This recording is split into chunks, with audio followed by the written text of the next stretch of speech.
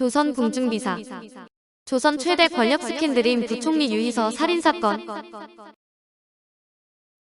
조선시대 최고의 권력 스캔들은 선조 36년 8월 21일에 일어난 살인사건으로 현재의 부총리급인 특진관 유희서가 휴가 중인 포천에서 살해되어 조정이 발칵 뒤집힌 사건입니다. 범인으로 의심되어 조사를 받던 4명의 하수인도 포도청에서 감쪽같이 살해된 사건인데, 사건의 임금의 큰아들인 임혜군이 연루되면서 조정과 임금이 팽팽하게 대립해 2달간 업무가 마비될 정도로 나라를 뒤흔들었습니다.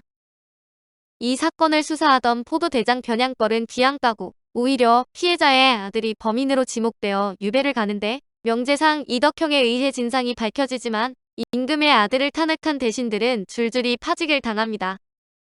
8월 22일 포도대장 변양걸은 몸이 떨리는 듯한 공포를 느꼈는데, 특진관인 재상 유희서가 8월 21일 포천에서 살해되어 조정이 발칵 뒤집힌 것입니다.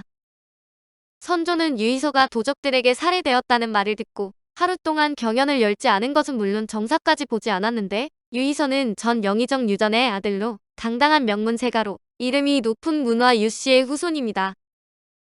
유성군 유희서가 서분하려고 휴가를 얻어 포천 땅에 있었는데 21일 밤에 화적 30여 명이 말을 타고 돌입하여 가슴을 찔러 죽였으며, 잔물은 전혀 훔쳐가지 않고 말과 옷만을 가져갔습니다. 자신이 도적에 피해를 당한 것은 근거에 없던 변고라 매우 놀랍습니다. 감히 치게 합니다. 소부는 집안에 경사가 있을 때 조상의 무덤을 깨끗이 청소하고 제사 지내는 것이고, 치계는 지방 관리의 급한 보고입니다. 사건이 발생하자마자 경기도 관찰사 강신이 보고서를 올렸고, 관찰사가 현장에 직접 출동하여 무언록에 의한 촉검, 복검을 실시한 뒤에 수사를 했습니다.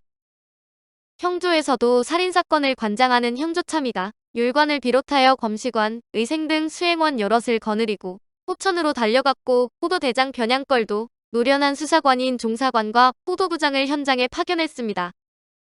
유희서가 살해되자 포도청이 제일 먼저 비상이 걸렸는데, 상급기관에서 일제히 포도청을 향해 범죄를 예방하지 못했다고 포문을 연 것으로 잘못하면 도적이 횡행하게 방치했다고 책임을 추궁당하게 될 판이었습니다.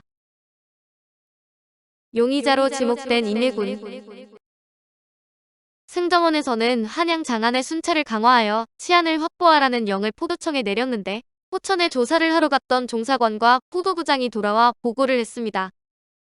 변양걸은 포도부장이 필사하여 가지고 올라온 검사를 위해 시체를 그린 초검시형도를 살펴보니 왼쪽 가슴의 난자상이 사망 원인이라는 것을 한눈에 알 수 있었습니다. 포도대장 변양걸은 유희서의 몸의 난자상이 칼을 잘 다루는 자의 소행이라는 것을 시형도만 보고도 짐작했는데, 수많은 살인사건을 접했기 때문에 누구보다도 범안을 보는 눈이 예사롭지 않았습니다. 임혜군은 선조의 큰아들로 세자 자리를 아우인 광해군에게 빼앗겼는데, 선조는 스라에 여러 왕자를 두었으나 적자는 없고 모두 후궁의 몸을 통해 후손을 보았습니다. 그러나 여러 아들이 모두 광포하여 시정에서 골머리를 앓고 있었는데, 변양걸은 임혜군이 연루되었다는 말을 듣고 가슴이 철렁 내려앉았습니다. 변양걸은 사건은 임혜군이 유희서의 첩예생과 간음하고 이에 유희서가 반발하자 수하들을 시켜 살해한 것이라는 실체를 파악했습니다. 유희서의 죽음은 권력자들의 치정에 얽힌 살인사건이며, 임금의 아들이 관련되어 있다면 범인을 검거하기가 결코 쉬운 일이 아닐 것입니다. 선조는 아들 교육에 실패한 대표적인 조선의 임금으로 임혜군, 정원군, 순허군, 신성군 등 선조의 여러 아들들은 그 유래를 찾아보기 어려울 정도로 포악했습니다. 임혜군 이진은 광해군과 더불어 공빈 김씨의 소생인데, 공빈은 김희철의 딸로 선조의 총애를 받아 수기로 있다 긴에 봉해졌습니다. 임혜군은 허명의 딸을 부인으로 맞아들였으며, 임진 외란 때는 왜군의 포로가 되어 많은 고생을 하기까지 했는데, 어릴 때 고생을 많이 한 탓인지 울폭증이 있었습니다. 선조가 남달리 애정을 쏟았으나 학문을 하지 않고 부녀자를 겁탈하는 등 숱한 비행을 저질러 장자이면서도 세자에 책봉되지 못하고 끊임없이 조야의 원성을 샀습니다. 변양걸은 임혜군을 잡아들이는 문제로 잠을 이루지 못했는데, 아무리 중죄를 지었다고 해도 임금의 아들을 신문할 수는 없었고, 영모나 고관들에 대한 조사는 의금부에서 했습니다. 포도청에는 비상이 걸렸는데, 포도부장과 포교들은 포졸들을 거느리고 도성을 돌아다니면서 삼엄하게 기차를 하고 범인 추적에 나섰지만, 용의자가 임금의 아들이라 사건은 답보 상태에 있었습니다. 낱낱이 밝혀진 명백한 증거. 포도청에서 본격적인 수사를 하지 못하자 유희서의 아들 유일이 범인 추적에 나섰는데 유일은 유희서의 첫 애생을 비밀리에 염탐하여 임혜군과 간음하고 있다는 사실을 확인했습니다. 그리고 임혜군을 뒷조사하여 마침내 임혜군의 간호설수라는 인물이 김덕윤, 춘세, 황복을 사주하여 포천으로 달려가서 유희서를 살해했다는 사실을 밝혀냈습니다. 배후에 임혜군이 있다는 소문이 퍼지자 조연은 물끓듯 했는데 유일은 김덕윤 일당을 경기도 광주 목사에게 고발했고 설수를 신문해 유희서를 살해했다는 공초를 받은 광주 목사는 살인범들을 포도청으로 이송했습니다.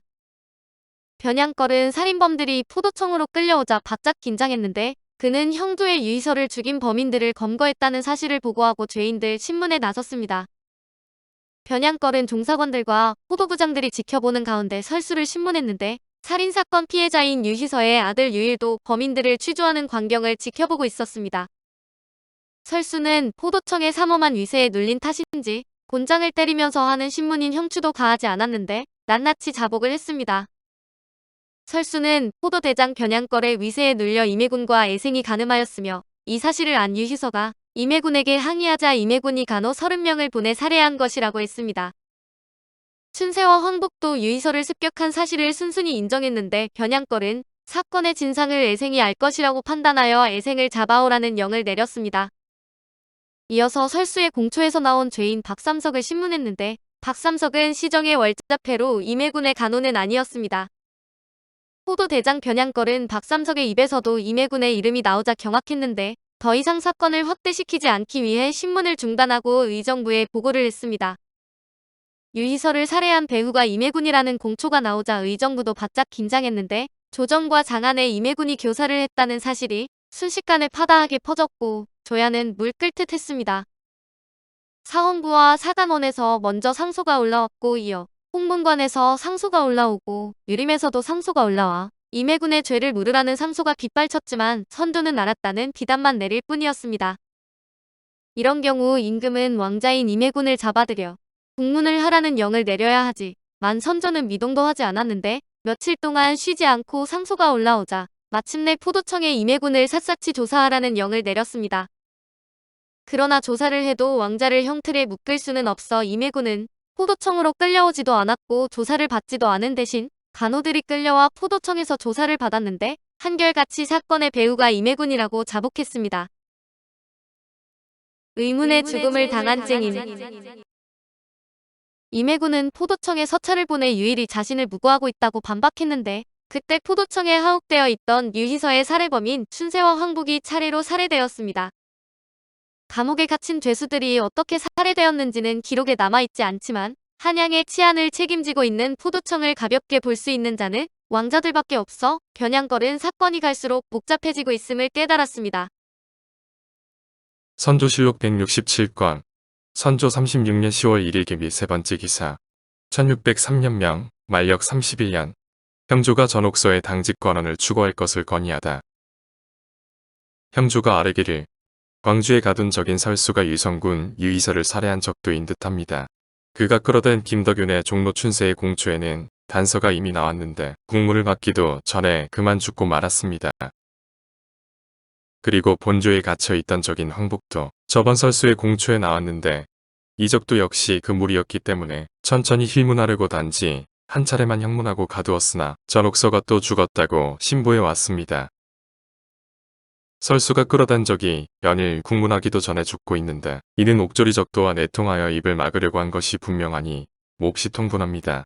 전옥서의 관원 역시 검칙하지 않은 것은 더욱 놀라우니 그날 상직한 관원을 각별히 추구하여 중치하는 것이 어떻겠습니까?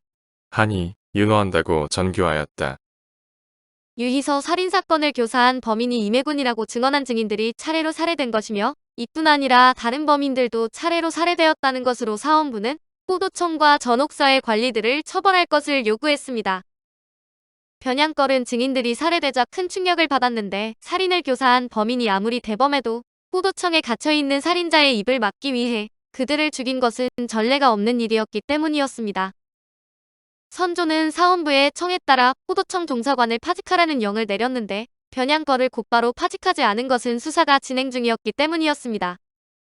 또한 임해군이 관련되었다고 하자 초사를 들이라고 명을 내렸는데 이제 선조도 더 이상 유희서 살인사건을 모른 채 할 수 없게 되어 겉으로는 엄정한 조사를 지시했으나 임해군을 조사하라는 조치는 결코 내리지 않았습니다. 전옥서의 관리들을 모조리 파직하고 추구하라고 선조가 영을 내리자 전옥서와 포도청의 포졸들이 줄줄이 체포되어 가혹한 고문을 당했고 사건은 포도청에서 의금부로 이송되었습니다. 임해군의 반격으로 궁지에 몰리는 변양걸. 박삼석은 의금부에 와서는 말을 바꿔 모두 포도대장 변양걸과 유일의 무고라며 포도청에서 한 자백을 번복했고 임해군도 유일 일당이 자신을 모함하고 있다고 반격했습니다. 유희서를 살해할 때 가담했던 간호들이 죽었기 때문에 증인이 없어진 상태에서 임해군의 반격이 시작되자 변양걸이 오히려 궁지에 몰리게 되었습니다. 임해군의 주장에 선조는 승정원의 포도대장 변양걸을 조사하라는 지시를 내려 포도대장 변양걸은 어이없게도 승정원으로부터 조사를 받게 되었습니다.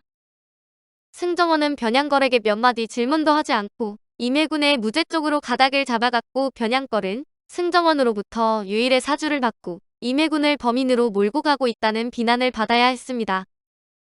승정원의 비난은 임금의 비난이나 다를 바 없었는데 변양걸은 이번 사건 때문에 자신의 목숨이 위태로워질지도 모른다는 생각을 했고 유희서의 아들 유일도 무고자가 되었습니다. 유일은 의금부에 끌려가 혹독한 조사를 받으며 의금부에서는 선조의 의중을 헤아리고 유희서를 살해한 사람들이 임해군의 간호들이라는 사실을 알면서도 유일에게 형신을 가했습니다. 결국 유일은 가혹한 고문에 못 이겨 아버지의 첩외생과 임해군을 모함했다는 거짓 자백을 하기에 이르렀는데 피해자의 가족이 권력에 의해 가해자로 둔갑되는 기이한 일이 발생한 것입니다. 유일이 무고를 했다고 자백하자 임해군의 간호들은 유희서의 집으로 몰려가 행패를 부렸는데 유일이 재상의 아들이기는 하지만 임금의 아들과는 천양지차였습니다. 그러나 권력이 무고한 사람들을 핍박하자 이를 비난하는 여론이 전국에서 일어났는데 잠자코 있어도 비난을 벗어나기 어려운 판에 가해자가 피해자에게 행패를 부리자 임해군에 대한 비난이 쏟아진 것입니다. 선조실록 170권 선조 37년 1월 23일 갑술 5번째 기사 1604년명 만력 32년 헌부가 유전의 집에 시신을 매고와 행패 부린 자들을 처벌할 것을 건의하다.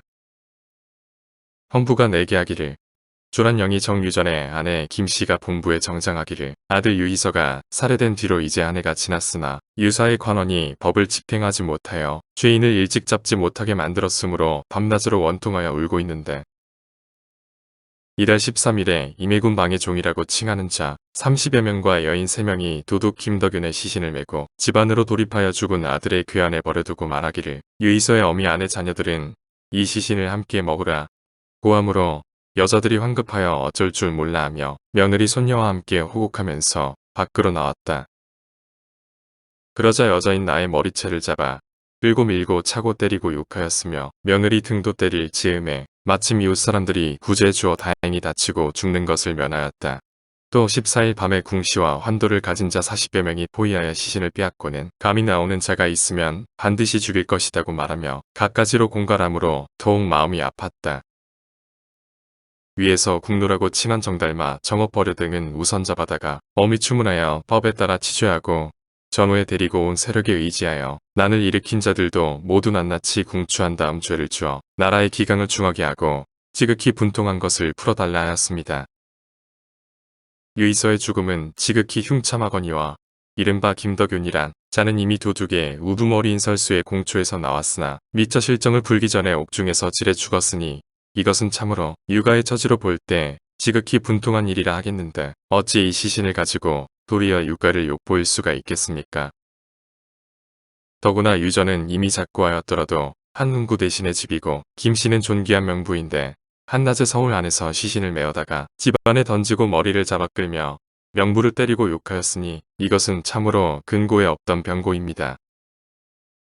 무릎 보고 듣는 자들이 모두 통탄하는데도 이것을 다스리지 않는다면 법기를 어떻게 믿겠으며 죄인을 어떻게 징계할 수 있겠습니까?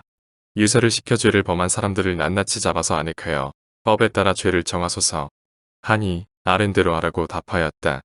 김덕윤은 임해군의 박노인데 큰 도둑 설수 등과 함께 유희서를 죽인 자이다.